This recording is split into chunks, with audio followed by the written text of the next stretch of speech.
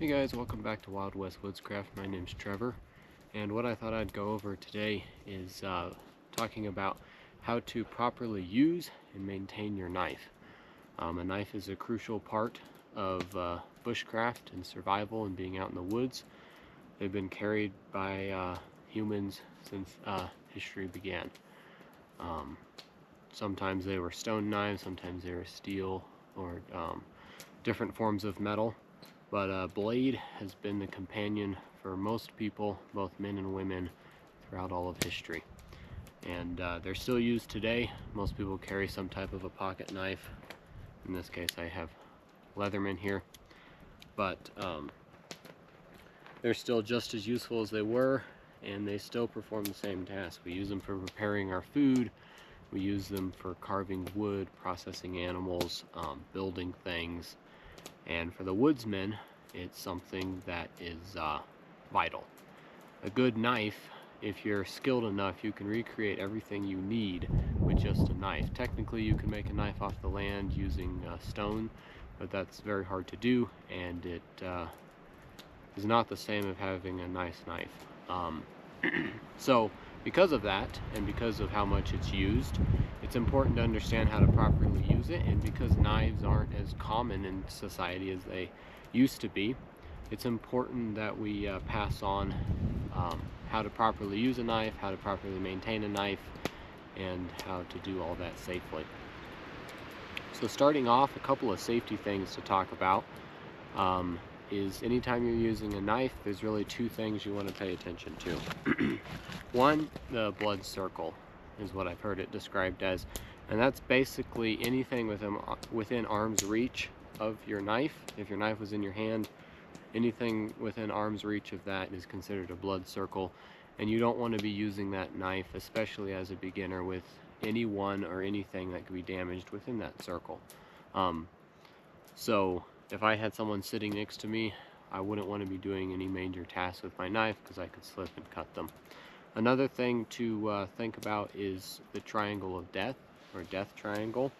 And this could mean a couple things. It could either be basically like from your chin down to your knees, if you envisioned a triangle. But most often you're not really cutting up here, you're going to be cutting down here. And so I think the best example is the triangle of death is basically your knees all the way to your groin.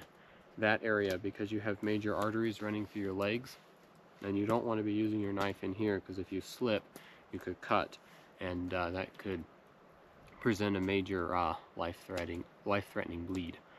So you want to be working outside of your death triangle, and you don't want to be working up close to your neck or anything like that, which isn't very common.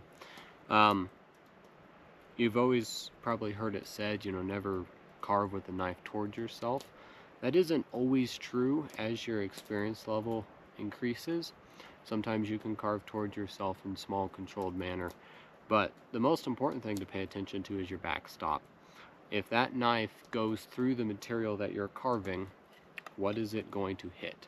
Is it just going to hit air until you extend the full reach of your arm? Or is it going to hit your leg? Is it going to hit your hand? What is it going to hit? So a good thing to have is like a stump that I have here. You can stick your material that you're working against the stump, and you notice outside of the triangle of death, away from my body, and if my knife were to slip, I would hit the stump. It's not going to go anywhere. Also, if you just lean forward, rest your arms on your knees, if it slips, it's just going to go into the air until it reaches the extent of my arm. So always pay attention to what your backstop is. Always pay attention to what your what's within your blood circle, and never cut within the triangle of death. Those are really the most important safety things. Another thing to think about, as you're using your knife, don't get in the habit of just setting it on the ground. It's easy, especially when you're building a fire or doing more time-sensitive tasks. You can set your knife down and then forget about it. Someone could step on it. You could kneel on it, or you just forget it, leave it on the ground, and then when you go to use it, it's not there. So I recommend anytime you're done using your knife for whatever task, put it back in the sheath, a nice leather sheath like this is what I prefer, but Kydex is also good. But something that you can get it in and out easily, that it's not going to fall out as you're moving, even running through the woods, but it's something that it can come in and out easily, so you're not tempted to just leave it laying around. If you're using it regularly and you're setting it down, if you have a lanyard hole, you can put a lanyard on it and then just let it hang off your wrist if you have to, move something, or you can just set it down carefully where you can see it. But I recommend always putting it back in the sheath as soon as you're done with it, for both safety and preventing from losing it. If you have to give your knife to someone else, you want to give it hilt first or handle first to them while you hold the blade. That way they don't cut themselves, and then you don't want to let go of it until they acknowledge that they have it in hand. If you have a sheath that easily comes off, it's best just to hand it to them in the sheath, but oftentimes just handing it to them hilt first is the easiest thing to do. So that's really the safety things that I wanted to touch on. A good sharpness for a knife, in my opinion, it's great to have a knife that can shave hair, but very rarely do you need it that sharp. In this case, this one is almost there, but not quite. I prefer something that, like, if you touch it on your thumbnail and kind of push down a little bit, it'll catch. It won't just slide. You don't want to be sliding it like this, but if you just touch it to your thumbnail, it'll kind of catch on the nail. That's a good working edge. I usually, when I'm sharpening it, will sharpen it to the point it can shave, but it won't stay that sharp very often, depending on the type of steel. As far as what I like in a knife, I prefer a high carbon steel, something like a 1095, but as steels aren't something I get really into. As long as I can sharpen it easily and I can, it holds a decent edge, but I would rather be able to sharpen it quickly and easily than an edge that'll last forever. Another nice thing about a high carbon steel knife is you can strike sparks using some type of chert or quartz or even flint, if you have access to that, off the spine of the knife like flint and steel. So in an emergency situation or just for practice, it is the steel that you need for a flint and steel fire. Then you would just need some type of a charred material or tinder fungus and a rock. So it doesn't have to be high carbon. You can have stainless steel, but usually stainless steel is harder to sharpen. And if you maintain the knife, you're not going to really have to worry about rust, unless you live somewhere maybe that it's like on the coast with a lot of salt water. I've never lived there, so I can't speak to that. But here in the Rockies, I don't really have to worry about rust very much. Just when I'm done using it and washing it, I just make sure it's dried. And after a trip, maybe I'll take a little bit of beeswax or oil and just put it on there to preserve the blade. But as far as in-field maintenance goes, there's really kind of two schools of thought, and I kind of employ both of them. Some people say always use a stone. Some people say just strop. And stropping is just taking a piece of leather, using the rough side, and running the edge on that leather. I'll use a stone if my blade is damaged or very dull, if I've neglected to maintain it. Or even, in some instances, on the Leatherman that I carry, this is the Leatherman Charge Plus, one side of the file is a diamond file.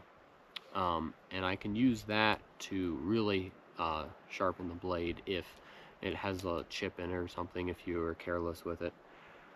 I very rarely do that on my blades. That would be primarily used to sharpen a tomahawk, because these generally get abused a bit more than a knife edge. But a file can be useful if you need to really do some aggressive work on it.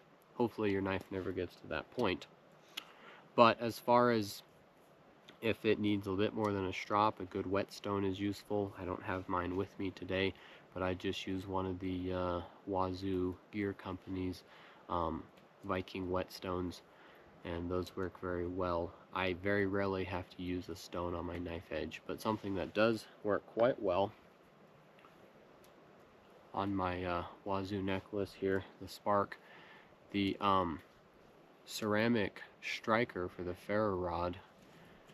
Because ceramic is harder than steel and this has a 90-degree edge on it, I can actually run that along the edge like that, and it will take out the burrs, and that will put a really good keen edge on the knife. So I use that a ton because it's usually on my neck, and I'll sharpen all my knives, even my Leatherman, with that. And then you could even strop using the leather thong. Most of the time, what I do to hone my knife edge is just to strop it. And stropping it is taking a piece of leather, usually with the rough side out. In this case, I'm using the strap from my water bottle carrier. And you could use your leather belt. You could use, like I said, a piece of leather off your necklace. Any type of leather. But usually with the rough side out, you could put compound on it. I have a designated strop that I keep in my tool kit. But for kind of in-field use, you can just use something like this. And basically you hold tension on it, and then rather than running the knife like you would sharpening, like with a stone, where you would do a circular pattern or a kind of a stroke like that, in this case I hold the leather stationary and I take the knife and I run it down. And you don't want it completely flat, but you don't want to be at an angle like this. You kind of want to have it just so it matches the grind angle on the knife. And usually what I will do is I will do 10 strokes, flip it over, do 10 strokes on the other side, then I will do 9 on both sides, 8 on both sides, all the way down to 1. That way you're working both sides, and basically what you're doing is when you sharpen a knife using like a stone or a file, there's going to be a bunch of little burrs in that edge. Not a, like it won't, you barely be able to see them, but sometimes you can feel them. And those burrs will cause the knife to not cut very cleanly or as sharply. But stropping, the leather will grab those burrs and align them so you have a very keen, fine edge. So stropping, if you maintain your knife, is usually the only field sharpening you'll have to do, and really the only sharpening you'll have to do, because you can continually just realign those burrs, unless you're doing anything super intensive. If you're doing a lot of carving or a lot of animal processing, cutting through hair and hides on animals, it will dull your blade a lot quicker, and sometimes it takes a bit more than stropping to bring it back. But stropping is how you get the razor sharp edge. It's really hard to do that with anything except for stropping. So if you have a knife at home that is really dull, you might start with some type of a stone. Start with a coarser grit stone, sharpen that. Same thing, do like 9 strokes on each side, or 10 strokes on each side, then 9. Work your way all the way down to 1. See how that feels. Maybe you have to do it some more, and then you can strop it, and that should bring a razor sharp edge depending on the steel. What I don't recommend is don't get a grinder out, because that will heat up the steel and actually change the heat treat on it, and it can damage the metal. It can be tempting. It seems a lot quicker, especially if you have a really dull knife. But I don't recommend putting it on the grinder. If you have to use a file, use a very fine-toothed file. But it comes down to kind of a patience and delayed gratification type process. Not everything in life comes super quick, and sometimes you just have to sit down and work at something to get the desired result. So that's how I maintain my knives, and like I said earlier, if I need to, because it's high carbon steel, I'll put a little bit of grease, fat, oil, wax, some type of, even like a leather balm on it, just to preserve the blade and keep the rust off. But yeah, stropping is the main way. I'll just strop my knife. Usually, like every day after I'm done using it, you can just run it on a strop, What a compound does is it adds a bit of an abrasive to it. But I find that stropping it just like this on a piece of leather, and you could do, you could do the 10s, 10 on each side, the 9 on each side, or you can just go back and forth like this if you're just doing a quick touch-up. If it hasn't gotten very dull, this one's still very sharp, so this works quite well. And now it will shave that hair.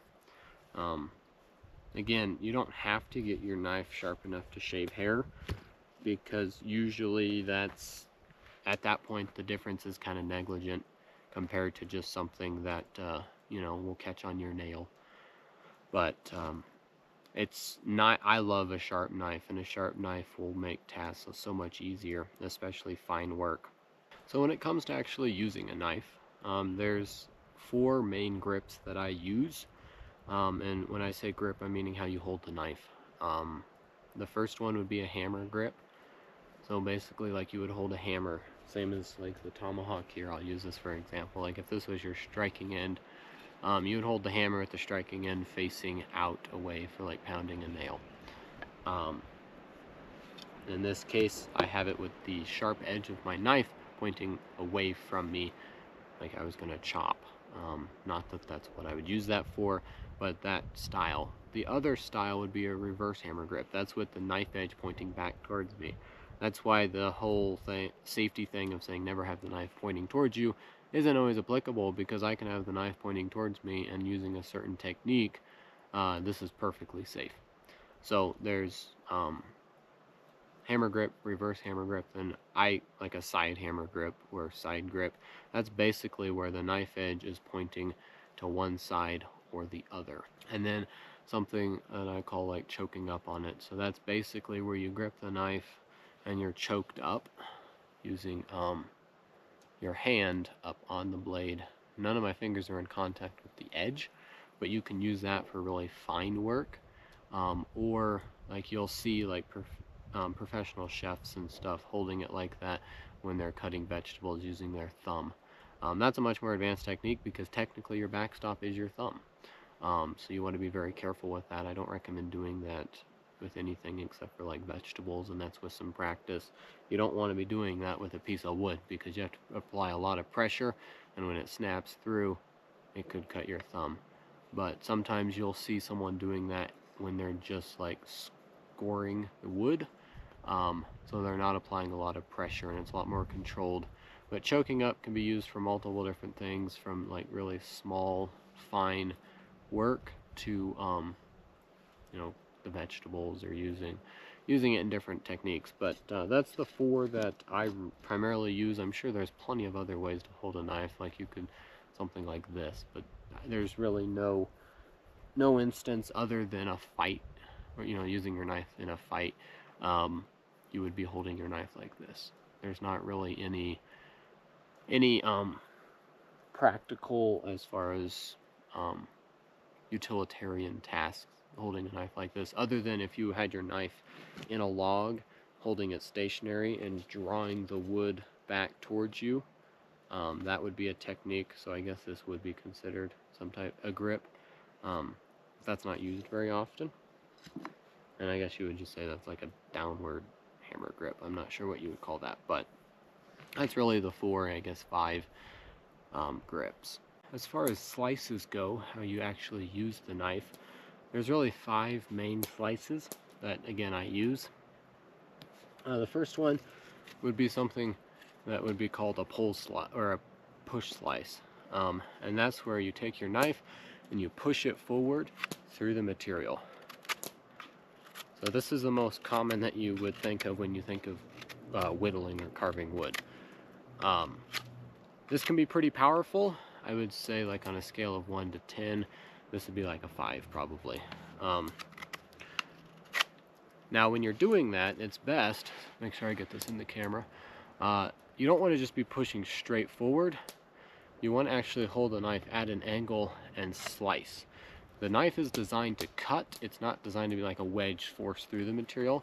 So it will cut a lot cleaner and a lot faster if you hold the knife at an angle like that and slice through the wood. You see how as I'm going, the knife slices rather than just trying to push straight through. That can work, but it's a lot cleaner if you slice. And you can get a lot finer shavings if you're trying to make something like feather sticks or shavings to start a fire and expose that dry wood underneath. So that'd be a push slice. A pull slice would be where you hold the knife stationary and you pull the material, and quite often it's a combination between the two. You can be pulling and pushing at the same time, like that. And again, notice outside of the triangle of death. You don't want to be doing this in here and risk hitting your legs. If you have to, you can hold the wood stationary and do a push slice through the wood like this. This works better for beginners who aren't as comfortable with the knife or as controlled. So you can keep the piece of wood stationary on something like an anvil, which when I say an anvil, let's not drop the knife. When I say an anvil, I mean something like a tree stump, a exposed tree root. Don't use a rock because you'll damage your knife blade. You could even cut a, like a 6 to 8 inch diameter log, cut it short and have a little anvil like that. That works quite well. If you have a saw with you, it doesn't work super well to use an axe for that because it's hard to make it flush. But anything that won't damage your blade if it hits it, but that will stop it and that you can rest your material onto. So that's the pull slice and push slice. Again, oftentimes it's a combination between the two. The next one would be something like the knee lever.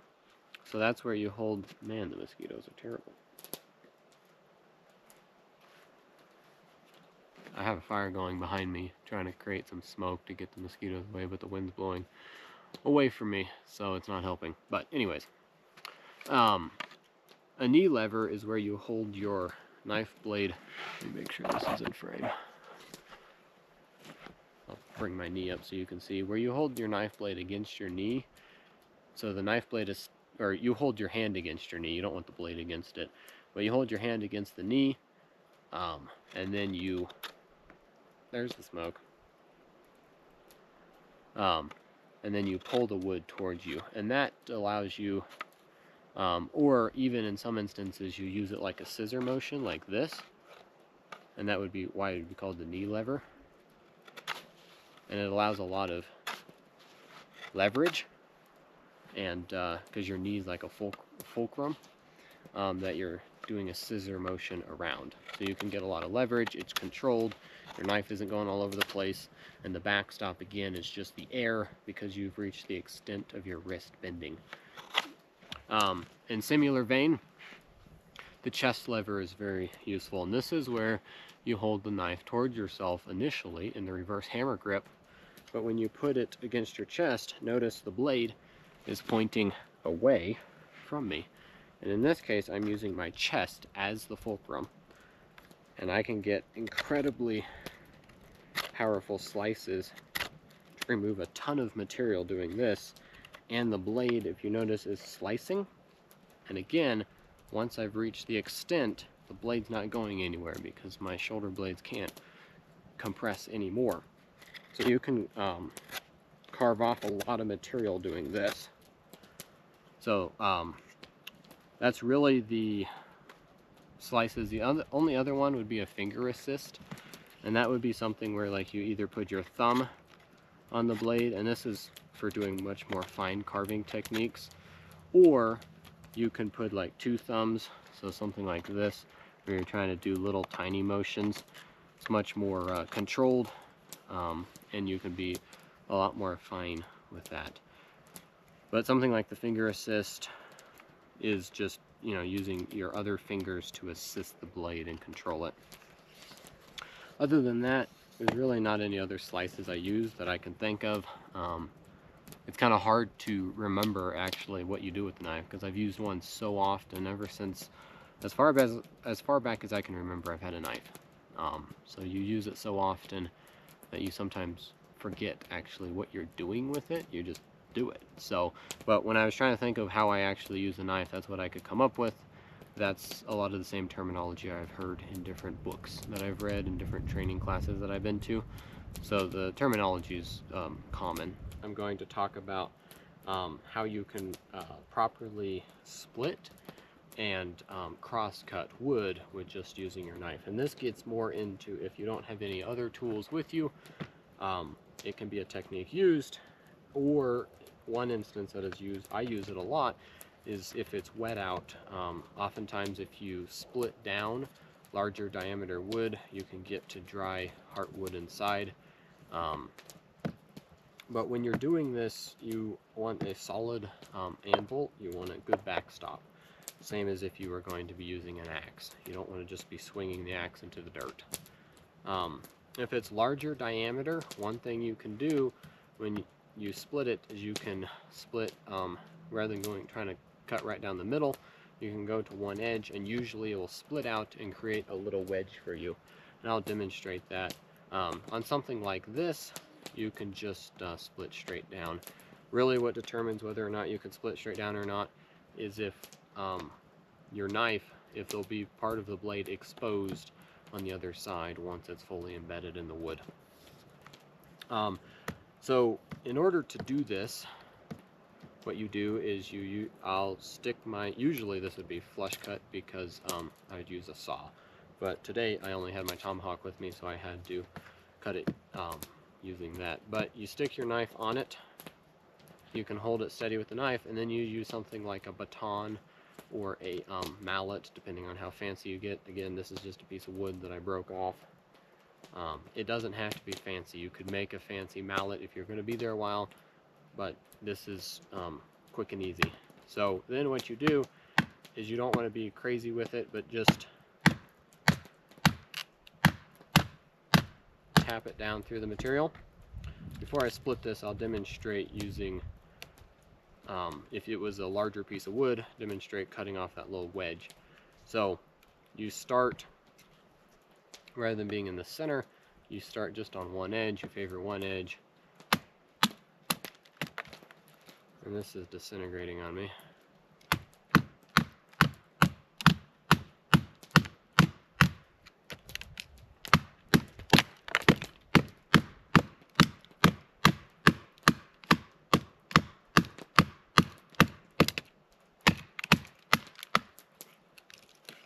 In this case, this wood is very twisted, but if you had a much straighter grained wood, in the area I'm in, all I have is pine, and it's not great for splitting. But if you had a much straighter grained wood, it would split off something like this. Usually it would be shorter, and it would start out thicker at the top where you started, and it would split off with a much finer edge on the end. And then you can take that, and you can stick it in like a natural crack in the wood, and then use that as a wedge to baton down into the wood. If there wasn't a natural crack, you could start your knife into the wood, but then obviously you couldn't run all the way through because the wood would be bigger than your knife blade. And then you could stick that wedge in there and pound that through. I can demonstrate that in a later time when I have access to better wood. Pine's not great for carving or building things, but it's what I have in this area. But if you were doing it on something like this, which in all reality, for most things you need to do, you don't need anything larger than 3 to 4 inches in diameter. That you can create just about anything you need using that, up to a structure that would support your weight. Anything larger would be a much longer term scenario. I don't need to be cutting, a log like this or something that's, a foot in diameter. There's really not many scenarios where I need to do that.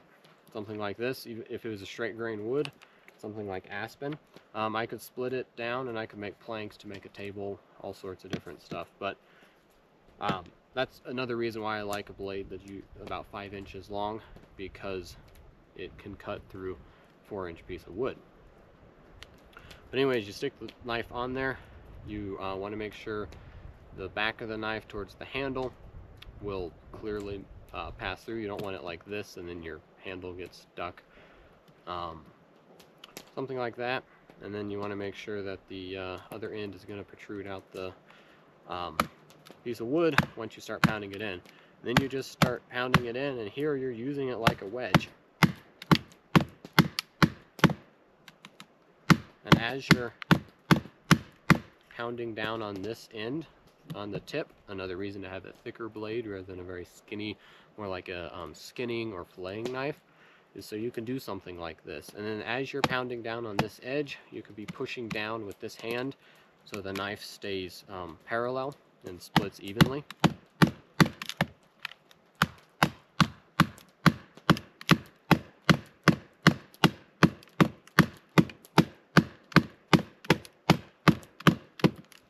And then if it starts to work its way like that, you can loosen it in there a little bit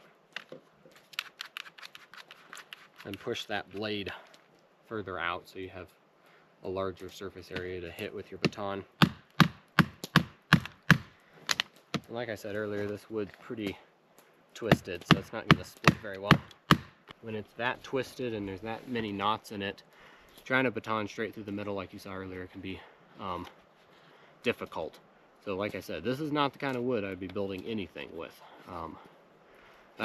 The only reason I'd be batoning something like this is to be getting to the heartwood if I needed to start a fire.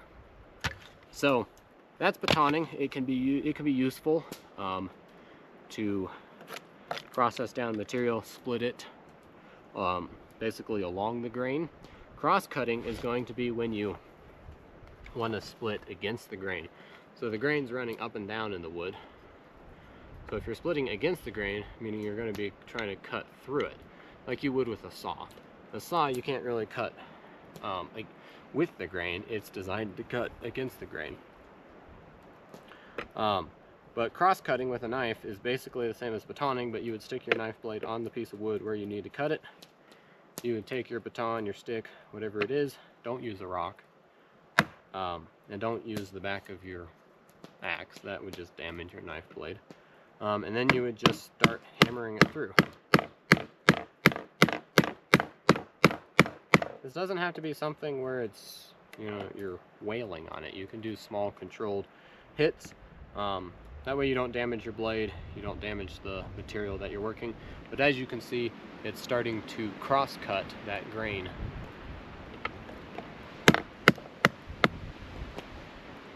And then usually if your wood's dead like this one is, it's gonna eventually break. But you can get a pretty clean cut end doing that.